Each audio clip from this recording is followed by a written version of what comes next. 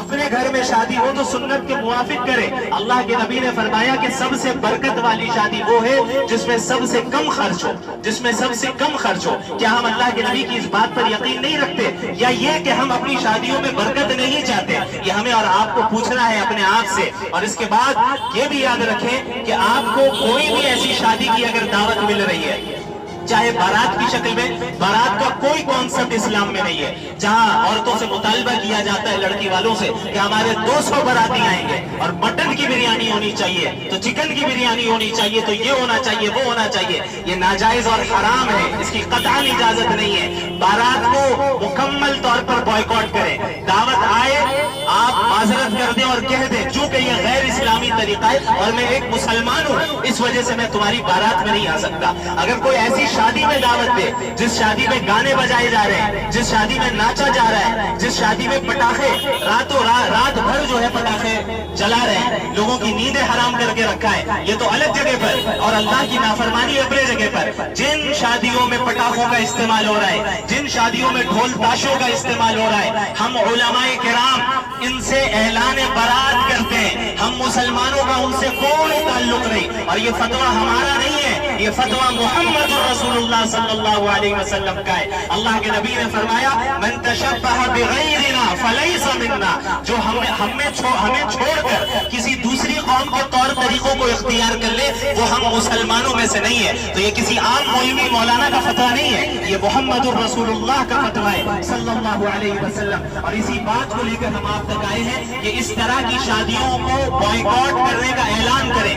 پورے محلے میں ارد گرد جتنے افراد ہیں جن کو آپ جانتے ہیں, آپ کے خاندان والے, آپ کے رشتہ دار, آپ کے دوست و احباب, آپ کے ساتھی, آپ کے مسجد والے, ہر افراد تک یہ بات پہنچائے کہ ہم مسلمان ہیں اور مسلمان ان شادیوں میں شریک نہیں ہوتے. جن شادیوں میں بے پردگی ہو, جن شادیوں میں فری مکسنگ ہو, آج ہم ان شادیوں میں شریک ہو کر اسے برا بھی نہیں سمجھ رہے. ایسی جگہ پہ مسلمان ہیں. ابھی ہمارے ایک ساتھی نے بتایا کہ ایک شادی میں گئے جہاں پر ویٹر نہیں ہے, ولیمہ چل رہا ہے, ولیمہ میں ویٹر نہیں ہے, ویٹریس ہے, اور وہ ویٹریس بھی کیسی ہے جو اسکرٹ پہن کر ہے.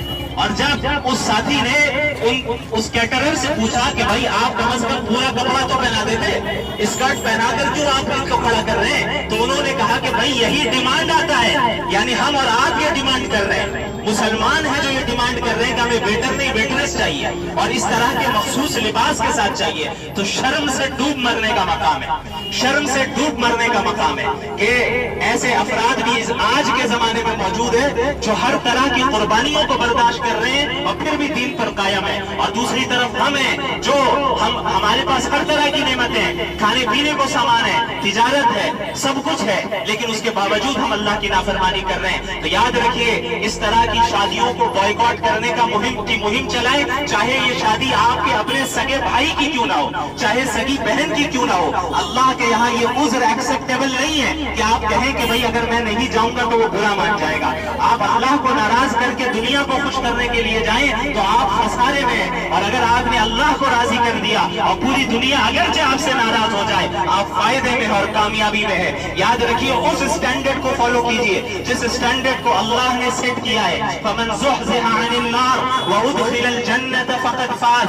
کامیاب وہ نہیں ہے جو بڑے ہالوں میں شادیاں کر لے, کامیاب وہ نہیں ہے جن کی شادیوں میں پیسے اچھالے جائے اڑائے جائے, کامیاب وہ نہیں ہے جن کی شادیوں کے زیب و زینت کو دیکھ کر اور انتظامات کو دیکھ کر ان کی شہرت ہو جائے. اللہ فرما رہے کامیاب وہ ہے جو جہنم سے بچ جائے اور جنت میں داخل ہو جائے. کامیاب وہ ہے جو جہنم سے بچ جائے اور جنت میں داخل ہو جائے. تو اگر ہمیں جنت میں جانا ہے تو اس طرح کے منکرات کو اپنے معاشرے سے ختم کرنا ہوگا اور اس کے خلاف ہمیں مہم چلانی ہوگی اور ہمیں بائیکاٹ کرنا ہوگا. انشاءاللہ تعالی یہ سلسلہ جو آج یہاں رکھا گیا ہے پورے شہر کلکتہ میں مختلف علاقوں میں ہمارے علماء کرام جا کر اس مہم کو چلائیں گے. جیسا کہ بتایا مولانا اشرف صاحب نے کہ کل بیل مسجد کے پاس یہ مہم چلی, آج اس جگہ پر یہ بات آئی ہے, ہم نے آپ تک بات پہنچا دی. اب آپ کی ذمہ داری ہے کہ اپنے پورے محلے میں اس بات کو عام کریں اور اس چیز کو اتنا برا بنا دیں, ان شادیوں میں شریک ہونا اتنا برا بنا دیں کہ اگر کوئی شریک ہونا بھی چاہے تو وہ چھپا کر شریک ہو.